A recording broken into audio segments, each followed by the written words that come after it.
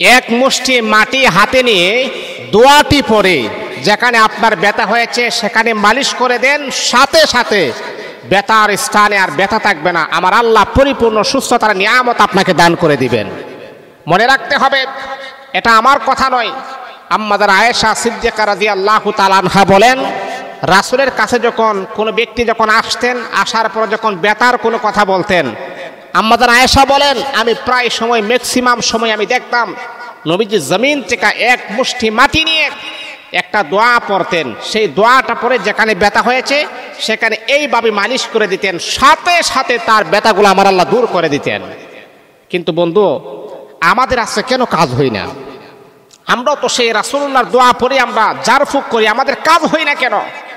কারণ আমাদের সমস্যা হচ্ছে একটাই, আমরা রাসূলুল্লাহর প্রতি, রাসূলুল্লাহ যেই পরিমাণ আল্লাহ পাকের প্রতি বিশ্বাস ভরসা ছিল সেই পরিমাণ বিশ্বাস ভরসা আমাদের মাঝে নাই। আর বিশ্বাস না থাকার কারণেই কোরআনের আয়াত পড়েও আমরা জারফুক করলে আমাদের কাজ হয় না।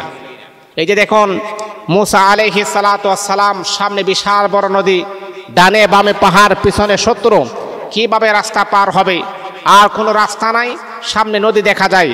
আল্লাহ পাক রব্বুল আলামিনের প্রতি ইয়াকিন আর বিশ্বাস ছিল মুসা আলাইহিস সালাতু ওয়াস সালামের। তিনি জানেন আল্লাহু মাআকুম, আল্লাহ আমাদের সাথে আছেন, আল্লাহু বিমা তা'মালুনা বাসির, আল্লাহ আমাদেরকে দেখতেছেন। এমন একটা বিপদের সম্মুখীন আমি মুসা হয়ে গিয়েছি, অবশ্যই আমার আল্লাহ আমাদেরকে নৈরাশ করবে না, আমাকে দেখতেছেন। এরকম বিশ্বাস থাকার কারণে আল্লাহ বলেন, মুসা ওমা তিলকা বিয়ামিনিকা ইয়া মুসা, হে মুসা তোমার হাতে কি? মুসা বললেন, ক্বালা হিয়া আসাই, আল্লাহ আমার হাতে তো লাঠি।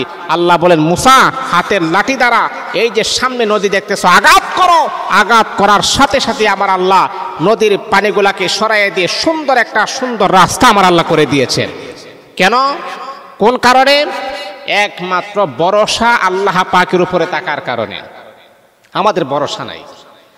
এই জন্য বলল, যদি কোনো ব্যক্তির ব্যথা হয়, বলতেছেন হুজুর আমার এখানে ব্যথা দূর হয় না, অনেক ওষুধ আমি খেয়েছি তারপর দূর হয় না, আমি আপনাকে বলবো রাসূলুল্লাহর সেই দোয়াটা যদি পরে এক মুষ্টি মাটি হাতে নিয়ে একটা তুতু আপনি দিবেন, তুতু লাগিয়ে যখন আপনি এইভাবে যখন আপনি ঘষা দিবেন, আল্লাহ পাকের অশেষ মেহেরবানিতে যত বড় ব্যথা থাকুক না কেন সাথে সাথে আমার আল্লাহ দূর করে দিবেন।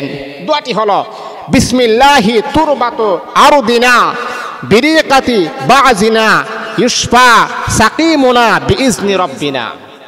এই দোয়াটা আপনি পরে এক মুষ্টি মাটি হাতে নিয়ে এভাবে তুতু দিবেন, দেওয়ার পরে মাটি দিয়ে আপনি ঘষা দিবেন যেখানে ব্যথা, ইনশাআল্লাহ আপনার ব্যথা সাথে সাথে আমার আল্লাহ দূর করে দিয়ে আপনাকে সুস্থতার নিয়ামত দান করে দিবেন।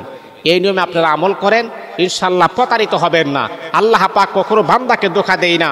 আল্লাহ বলে, বান্দা আমি আল্লাহ চাই 24টা ঘন্টা তোমাকে শেফা দেওয়ার জন্যে, তোমাকে সুস্থতা দেওয়ার জন্যে, সুস্থতার নিয়ামত দেওয়ার জন্য আমি আল্লাহ চাই। এই জন্য মুসলমান এই আমলগুলা করবেন। আল্লাহ পাক আমাদের